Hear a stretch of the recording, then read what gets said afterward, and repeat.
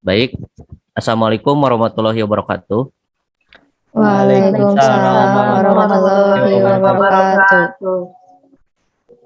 Ini kami dari kelompok 5 akan mempresentasikan mengenai Public Personnel Administration and Good Governance, di mana presentasi ini sebagai untuk memenuhi syarat salah satu tugas sistem administrasi publik Indonesia yang diampu oleh Profesor Dr. Soleh Suryadi MSI dan Bapak Andre Arismasya SAP MAP.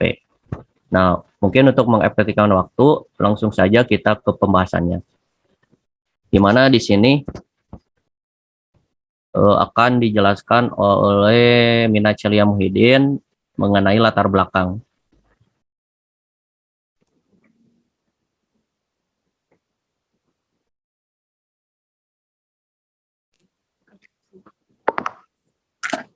Latar belakang. Administrasi Kepegawaian Negara atau Public Personnel Administration adalah pengelola kepegawaian negara atau pegawai negeri yang dikaji sebagai ilmu dan seni untuk mempelajari proses penggunaan tenaga manusia, mulai penerimaan hingga pemberhentikannya. Governance pada dasarnya merupakan konsep yang menggantikan government, di mana konsep government dapat dinyatakan secara makna atau pengertian lebih mengacu atau mengarah kepada politisi atau lembaga pemerintah. Government mengarah kepada lembaga pemerintah atau birokrasi itu sendiri yang bertugas memberikan pelayanan kepada masyarakat. Sedangkan governance disebutkan lebih lunak di dalam artian tidak hanya lembaga pemerintah atau birokrasi yang memiliki peran dalam penyelenggaraan pemerintah, akan tetapi juga memberikan ruang dan andil dari masyarakat dan pihak lain atau non-pemerintah. Kemampuan pemerintah dalam menghadapi era globalisasi dan pasar bebas dunia sangat ditentukan oleh ketersediaan sumber daya pemerintah yang profesional. Tidak hanya terbatas pada fungsi sebagai abdi negara, akan tetapi yang lebih penting lagi adalah dalam melaksanakan pemerintahan dan dengan baik. Kebutuhan terhadap ketersediaan sumber daya pemerintahan yang profesional merupakan suatu keharusan yang tidak dapat ditawar lagi, sebab pelaksanaan fungsi-fungsi pemerintah yang tergantung kepada sumber daya yang berada di dalam pemerintah itu sendiri. Jelas bahwa penerapan governance saat ini masih dibilang belum optimal, mengingat belum memadainya semua sumber daya yang ada di dalam ruang lingkup governance, serta masih banyak permasalahan yang terjadi pada proses perencanaan dan pengadaan sumber daya seperti rekrutmen yang masih berdasarkan pada sistem kekeluargaan maupun kekerabatan. Tidak berdasar pada kompetensi maupun kebutuhan yang diperlukan serta ketidaksesuaian antara latar belakang pendidikan pegawai dengan unit kerja yang ditempatkan. Sehingga dengan adanya administrasi kepegawaian diharapkan dapat lebih menata dan merapikan kembali sistem pengadaan sumber daya yang nantinya akan menjadi bagian dari proses governance yang diharapkan oleh masyarakat dan tentunya akan membawa pemerintahan tersebut menuju ke arah pemerintah yang baik atau good governance. Baik, untuk selanjutnya akan dijelaskan oleh Ajeng Hadiani. Kepada Ajeng Hadiani dipersilakan. Baik, terima kasih. Yang selanjutnya ada konsep dasar administrasi kepegawaian. Istilah administrasi kepegawaian atau personnel administration di Amerika Serikat dipergunakan dalam bidang pemerintahan, sedangkan personal management digunakan dalam bidang bisnis. Di Indonesia ada kecenderungan menggunakan istilah manajemen kepegawaian atau personal management, baik dalam bidang pemerintahan maupun bidang bisnis. Felix A. Nigro mengatakan bahwa administrasi kepegawaian adalah seni memilih pegawai-pegawai baru dan mempekerjakan pegawai-pegawai lama sedemikian rupa sehingga dari pegawai-pegawai itu diperoleh mutu dan jumlah hasil serta pelayanan yang maksimum. Paul P. Gors dan Charles A. Mears dalam Personnel Administration memberikan definisi administrasi kepegawaian sebagai seni memperoleh, memajukan, dan memelihara kecakapan serta kekuatan kerja sedemikian rupa untuk menyelesaikan fungsi-fungsi dan tujuan organisasi dengan efisiensi dan ekonomis yang maksimum. Pada sisi lain, Paul P. Gors, Charles A. Mears, dan Thomas G. Spert berpendapat bahwa administrasi kepegawaian adalah suatu tata cara atau prosedur tentang cara-cara mengorganisasi dan memperlakukan orang yang bekerja sedemikian rupa sehingga mereka mendapatkan hasil yang sebesar-besarnya dari kemampuannya. Jadi memperoleh efisiensi yang maksimum untuk dirinya sendiri dan golongannya. Baik, untuk selanjutnya akan dijelaskan oleh saya sendiri, di mana di sini ada konsep dasar governance. Konsep governance berasal dari istilah government. Government atau pemerintah merupakan istilah yang digunakan pada organisasi atau lembaga yang menyelenggarakan kekuasaan pemerintah pada suatu negara. Konsep government ini dapat dikatakan sebagai konsep lama dalam penyelenggaraan pemerintahan, karena hanya menekankan pada pemerintah atau lembaga atau institusi pemerintah sebagai pengatur dan pelaksana tunggal penyelenggaraan pemerintah. Oleh karena itu, muncullah konsep governance yang menggantikan konsep government dalam aspek maupun kajian pemerintahan. Governance berasal dari kata govern dengan definisi yakni mengambil peran yang lebih besar, yang terdiri dari semua proses, aturan, dan lembaga yang memungkinkan pengelolaan dan pengendalian masalah-masalah kolektif masyarakat. Dengan demikian, secara luas, governance termasuk totalitas dari semua lembaga dan unsur masyarakat, baik pemerintah maupun non-pemerintah. Berdasarkan perbedaan antara konsep government dan governance di atas, dapat dinyatakan bahwa konsep government secara makna atau pengertian lebih mengacu atau mengarah pada politisi atau lembaga pemerintah. Government mengarah kepada lembaga pemerintah atau birokrasi itu sendiri yang bertugas memberikan pelayanan kepada masyarakat. Selain itu, pada government, masyarakat hanya bersikap pasif atau hanya semata-mata sebagai pihak yang menerima pelayanan begitu saja. Berbeda dengan government, governance disebutkan lebih lunak dalam artian tidak hanya lembaga pemerintah atau birokrasi yang memiliki peran dalam penyelenggaraan pemerintahan, akan tetapi juga memberikan ruang dan andil dari masyarakat dan pihak lain non-pemerintah.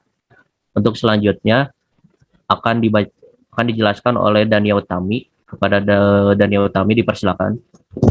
Kemudian di sini ada governance dalam perspektif ilmu politik. Governance sebagai sebuah rejim pada hakikatnya akan terkait langsung dengan persoalan penentuan aturan dasar bagaimana masyarakat merumuskan masalah-masalah publik, bagaimana pihak yang memerintah dan diperintah saling berhubungan, menetapkan kerangka struktural, bagaimana aneka sumber daya dapat dialokasikan secara sah, dan bagaimana pembuatan keputusan publik sesungguhnya dilakukan. Lalu ada governance dalam perspektif administrasi publik. Governance akan memiliki pengaruh langsung terhadap proses politik dan sosial yang terjadi pada pasar dan masyarakat. Karena itu, legitimasi governance tidak seharusnya didasarkan pada prinsip bisnis, seperti efisiensi, tetapi lebih didasarkan pada dasar-dasar politik. Lalu yang selanjutnya ada governance dalam perspektif manajemen publik. Disebut juga dengan New Public Management, menginspirasi gagasan public sector reforms, a turn from public administration to public management, atau reformasi sektor publik, peralihan dari administrasi publik ke manajemen publik. Lalu yang terakhir ada komponen governance konsep. Governance menurut Cotray and Stoker 2009 dibangun oleh 4 elemen, yaitu yang pertama adalah aturan, yang kedua adalah konsep kolektif, yang ketiga adalah pengambilan keputusan, dan yang terakhir adalah ide bahwa tidak ada sistem kontrol formal dalam governance yang dapat mendikte hubungan dan hasil. Baik, untuk selanjutnya akan dijelaskan oleh Andita Nara. Kepada Andita Nara dipersilakan. Baik, terima kasih. Inovasi dalam administrasi kepegawaian terhadap pelaksanaan governance. Yang pertama, kebijakan dan mekanisme pelaksanaan SAPK pada sistem kenaikan gaji berkala atau KGB online. Adanya Inpres nomor 3 tahun 2003, Badan Kepegawaian Negara mengikuti aturan tersebut dengan merancang beberapa sistem kepegawaian guna mempermudah pelaksanaan administrasi kepegawaian di pusat maupun di daerah. Kedua, manfaat pada sistem kenaikan gaji. berkala atau KGB online. Terdapat adanya SAPK online khusus KGB online, maka manfaat yang didapatkan adalah memperbaiki pelayanan menjadi lebih prima, cepat, mudah, sehingga lebih menyederhanakan birokrasi pelayanan yang membuat semakin efektif dan efisien. Yang ketiga, sosialisasi dalam pelaksanaan SAPK pada sistem kenaikan gaji berkala atau KGB online. Sosialisasi sistem aplikasi pelayanan kepegawaian atau SAPK adalah salah satu cara mewujudkan upaya mobilitas dukungan kelancaran sistem ini terhadap seluruh SKPD di Kota Batu. Yang keempat, pencapaian dan ketepatan dalam pelaksanaan SAPK pada sistem kenaikan gaji berkala atau KGB online. Terdapat 5 indikator ukuran kualitas pelayanan, yaitu berwujud, keandalan, responsif, keyakinan, dan empati. Baik, untuk selanjutnya akan dijelaskan oleh Salvia. Kepada Salvia, saya persilakan. Baik, terima kasih.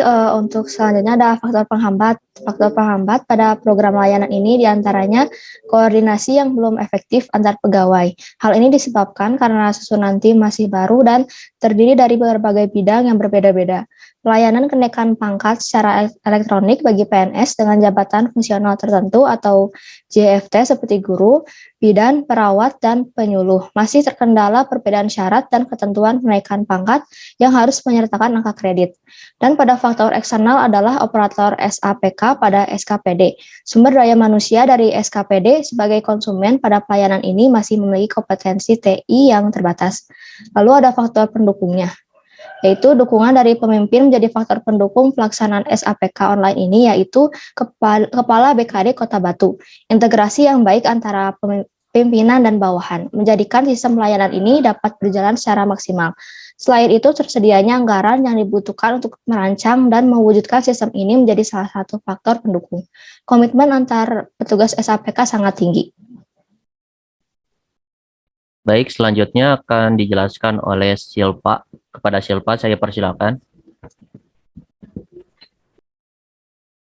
Baik, sekarang di bagian kesimpulan, administrasi kepegawaian negara adalah pengelolaan kepegawaian negara atau pegawai negeri yang dikaji sebagai ilmu dan seni untuk mempelajari proses penggunaan tenaga manusia, mulai penerimaan hingga pemberhentiannya.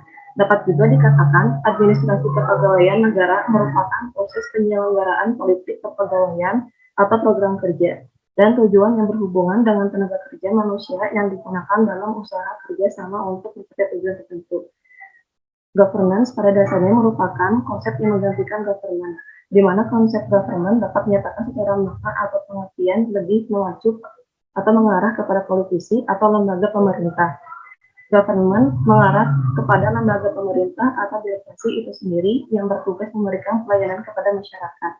Sedangkan governance disebutkan lebih lunak dalam artian tidak hanya lembaga pemerintah atau birokrasi yang memiliki peran dalam penyelenggaraan pemerintahan, akan tetapi juga memberikan ruang dan andil dari masyarakat dan pihak lain pemerintah.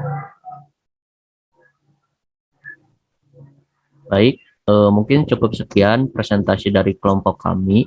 Mohon maaf bila masih banyak kekurangan dalam menyampaikan materi maupun dalam kita menyampaikan materi tersebut. Sekian dan terima kasih. Wassalamualaikum warahmatullahi wabarakatuh. Waalaikumsalam Waalaikumsalam warahmatullahi warahmatullahi wabarakatuh.